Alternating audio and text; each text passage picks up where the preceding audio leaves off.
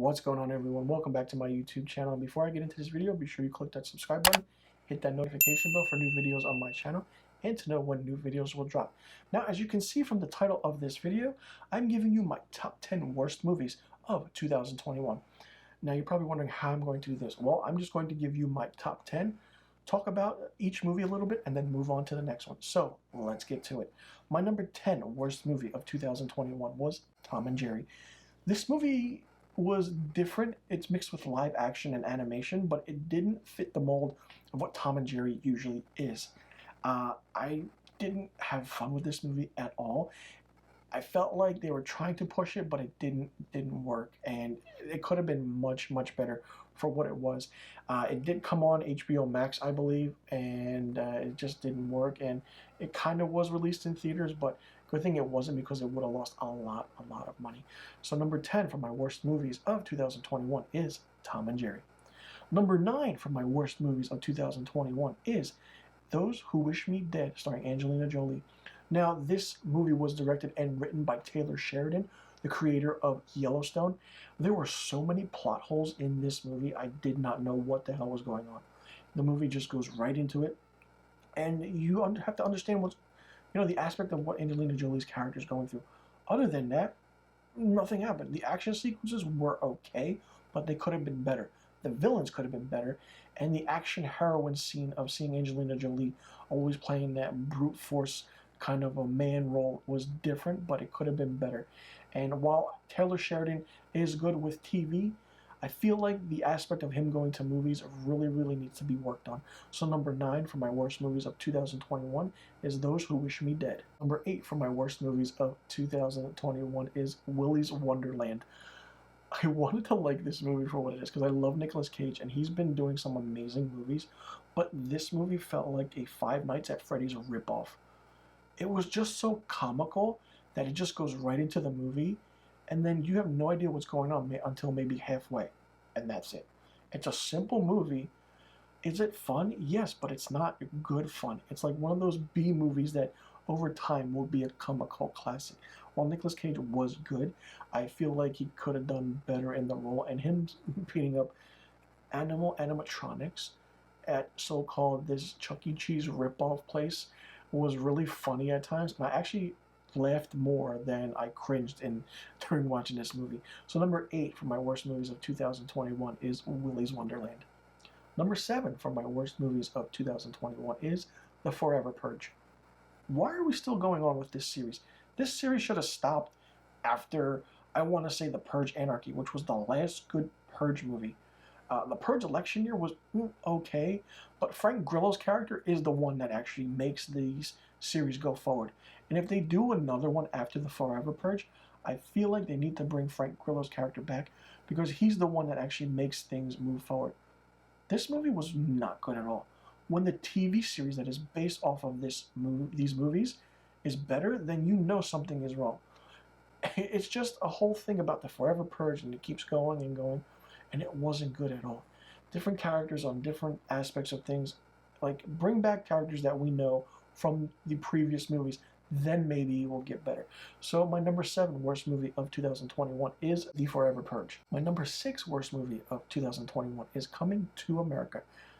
This is a long-awaited sequel with Eddie Murphy and Arsenio Hall, and I wanted to enjoy it, but I just couldn't. I felt like the jokes seemed kind of more so outdated, or they tried to rehash the jokes from the original.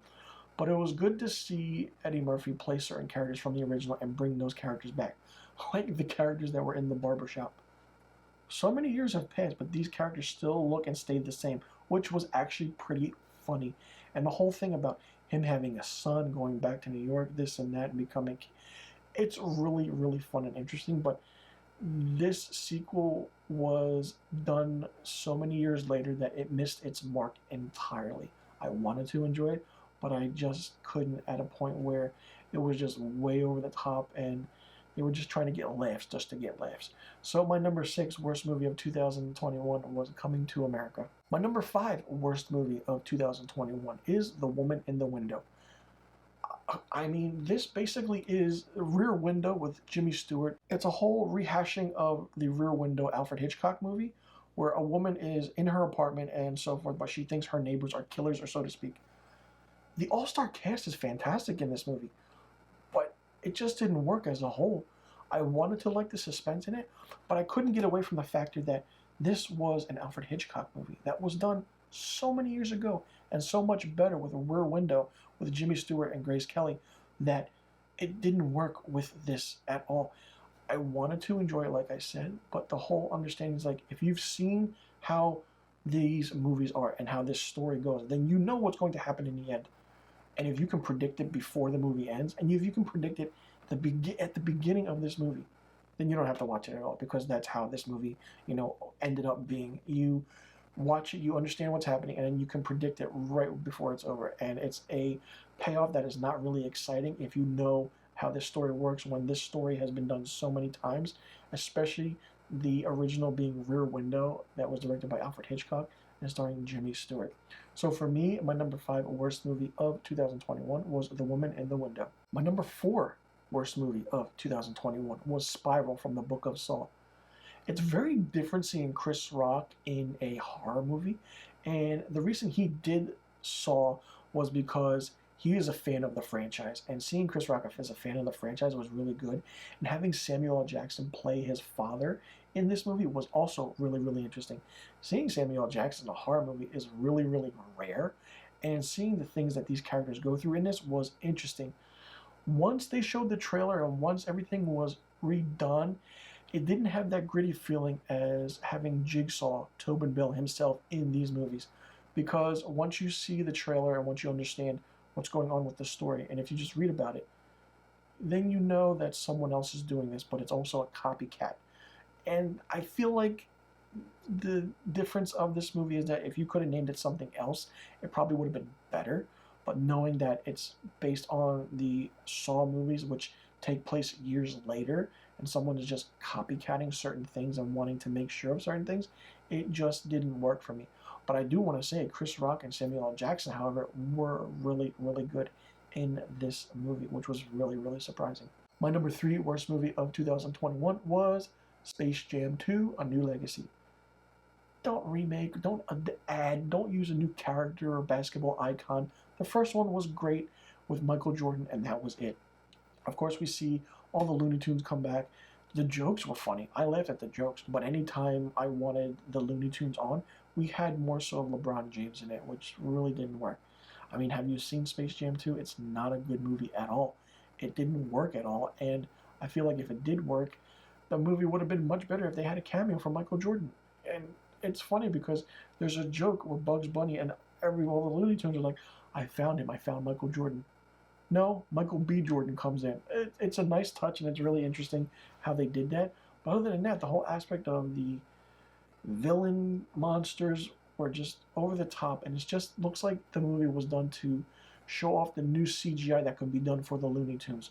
While this first movie is a classic, this sequel didn't work at all. So my number 3 worst movie of 2021 is Space Jam 2. My number 2 worst movie of 2021 is Infinite, starring Mark Wahlberg and Chiwetel Ejiofor, and it's on Paramount+.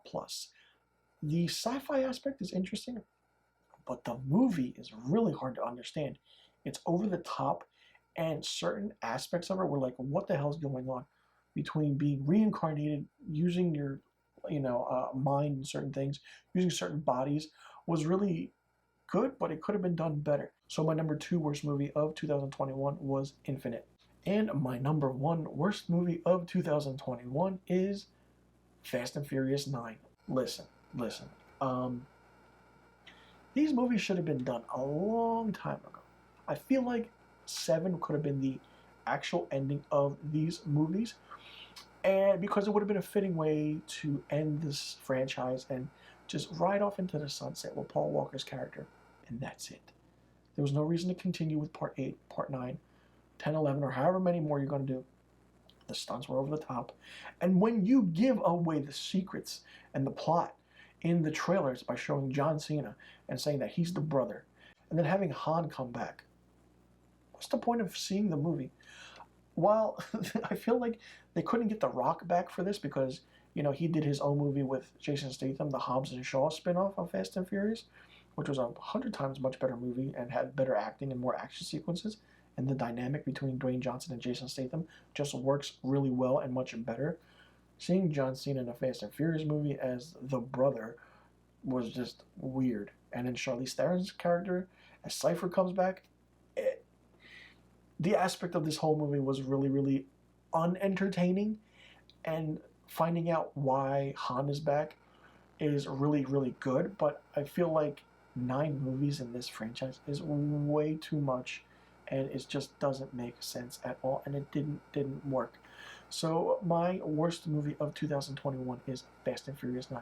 So let me know in the comment section below what you thought about my top 10 worst movies of 2021. Do you agree with him? Do you disagree with him? What would you add to the list? What are some of your honorable mentions?